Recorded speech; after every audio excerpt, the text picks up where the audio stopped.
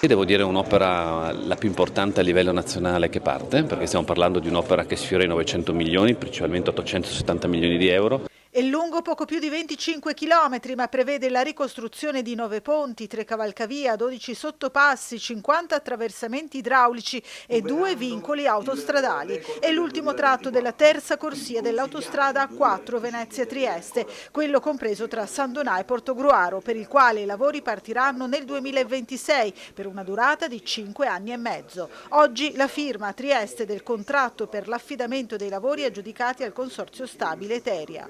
Non è un mero ampliamento, ma è un vero e proprio rifacimento di una tratta autostradale molto importante nell'ambito ricordo dell'A4, la Venezia-Trieste, che oggi è diventata non più un'autostrada snodo per l'Italia, ma per l'Europa e in particolare per i traffici est-ovest.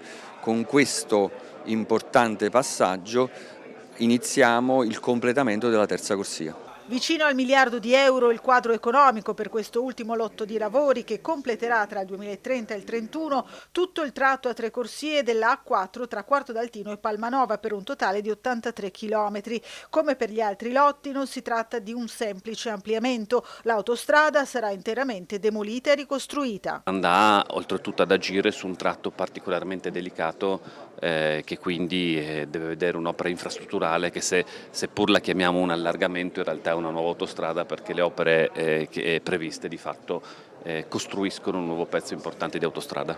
Nell'illustrare l'intervento, il presidente di Autostrade Alto Adriatico Marco Monaco ha precisato che gli impatti sulla viabilità saranno minori rispetto agli ultimi cantieri, anche perché si sta già lavorando sui viadotti.